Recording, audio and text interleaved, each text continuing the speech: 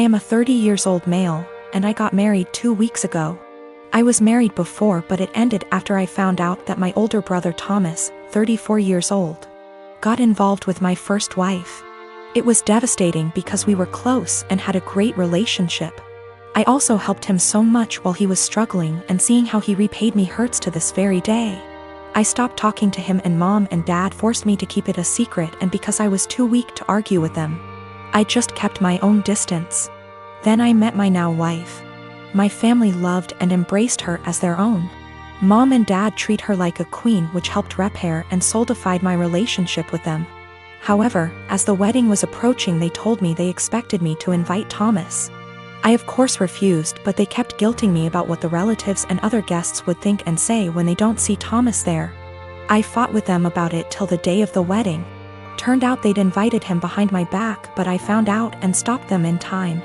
They came to the wedding looking pissed, asking what we were going to tell people when they ask about Thomas. I told them I'd take care of it.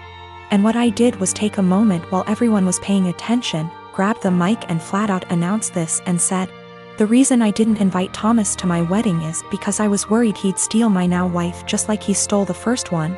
I said it playfully to not make it sound so tense, but most of the guests looked shocked and started mumbling. Then it went awkwardly quiet for a moment.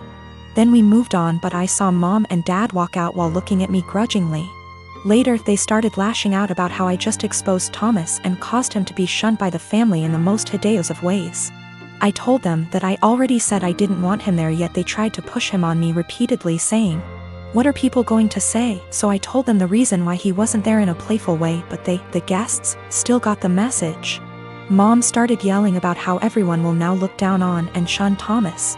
She called me pathetic and cruel for still punishing him and gradually ruining his life despite him apologizing and trying to reconcile. But in my opinion, some things are just unforgivable. We've been on horrible terms since then. My wife said at least now they're off my back about what people would say about not inviting him. My 7-year-old daughter's doing virtual school in our living room recently. I heard her teacher address a girl named Kelly a few times, which stuck out to me because my daughter's class is only about 15 kids and I know them all by this point in the year. A couple times more and I realized she was calling my daughter Kelly. My daughter's name is Keely, pronounced Keely. So after school was over, I asked her if that had been happening all year in this teacher's class, and she said it had, and it really annoyed her. I asked her why she hadn't corrected the teacher if it annoyed her so much, and she said she had repeatedly at the beginning of the year, but the teacher kept calling her Kelly, so eventually she gave up on reminding her. I sent the teacher a quick email explaining the misunderstanding but got no response. This teacher teaches a special subject, think music, gym, art, or language, not just one grade level. So my daughter will be in her classes for the next several years, so we couldn't just wait it out. And how moments like these are handled now will set the stage for how my kid deals with similar situations on her own in the working world. I encouraged my daughter to come to class early or stay later again, thinking maybe she hadn't heard or understood her last time. So a quiet one-on-one would be better. She got to the class early and she told her very politely that her name was Keely like really, instead of Kelly like jelly. And that people often get it confused, so she just wanted to clarify. So class starts and sure enough she gets called Kelly again almost immediately. So there's only so much self-advocation a 7-year-old can be expected to do. I just walked over and said, "Hi, this is Keely's dad. Hers name not Kelly. It's Keely."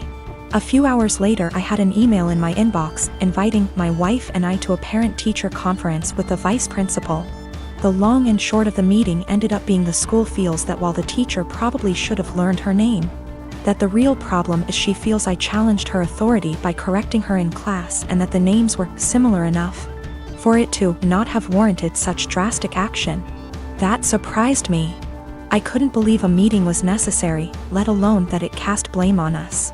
I can't tell if I'm being that annoying. My kid matters most parent that my grandmother the school teacher always complained about, or if the teacher should just learn her damn name, because that's a basic part of her job. I and my fiancé have been together since our sophomore year of college, so around 5 years now. My mom had an affair with a coworker when I was 16, leading to my parents' divorce. She has been single ever since, going on dates but no serious relationships. I have a good relationship with my dad and his new wife. Sadly, my fiancé's mom passed 2 years ago due to cancer and his dad has been single since. My fiancé proposed last year but our wedding was delayed due to COVID.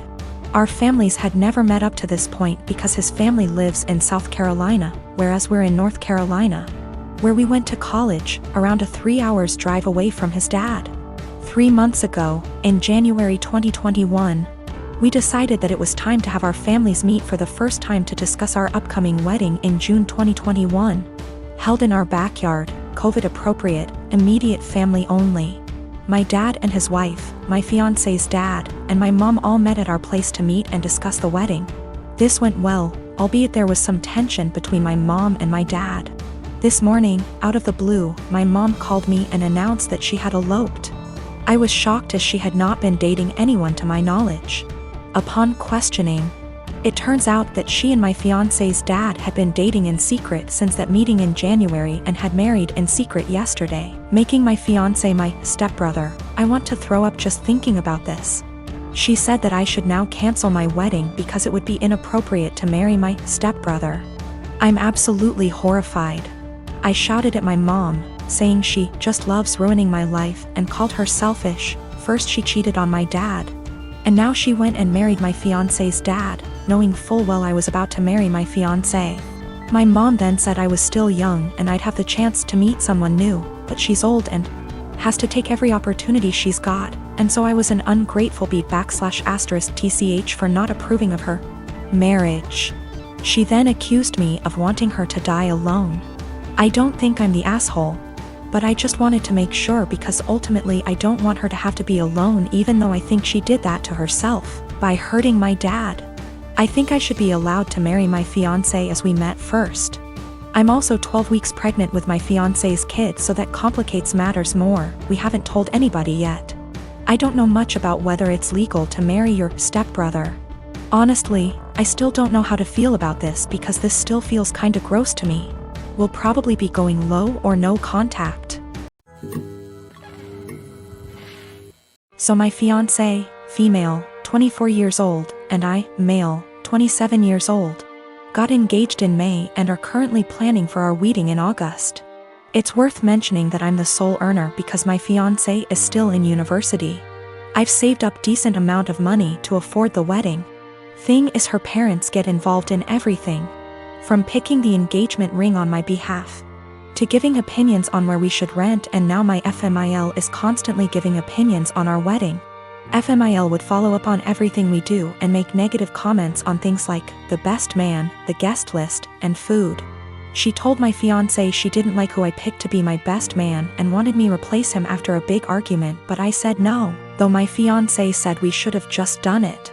Mother-in-law also wanted me to uninvite people I wanted at the wedding so she could add more guests on her side of family. I said no to that also. Now the current or biggest conflict between us. Mother-in-law called saying she didn't like the venue we picked, which is in our hometown. She wanted me to reconsider, but I said no since my fiancé liked it too. But my fiancé came to me yesterday to show me a venue her mom picked and already paid for, saying, since she paid for it then I should say yes, this time. I was in shock and angry because not only did she not consult us, but the venue she picked is 3 towns away where my brother-in-law lives. I immediately thought about my disabled parents who cannot travel this distance for health reasons. Besides that, most of my family won't attend because of distance. I said absolutely not agreeing on this venue. My fiancé said she disagreed with me and I had no right to complain because her mom and dad paid a lot of money for this venue as wedding gift and we should accept it. I calmly explained why I refused, and she kept saying I'm refusing on purpose because I hate her mom and am playing cat and mouse with her. I bluntly said her mom is indeed making this a game and told my fiancé she's either with me or against on this issue. She either backs me up or there won't be any more wedding planning. She got upset and started crying, asking what she's going to tell her mom and why I was making her choose between me and her parents, but I just feel like she's refusing to see why I don't want this specific venue. So what if her brother lives there? I have never been to that town, so having the wedding just cause her mom paid for the venue is not okay. We haven't talked ever since that argument. My friend called me ungrateful fool for turning away a free wedding venue over distance, but I can't help but feel FMIL did it purposely.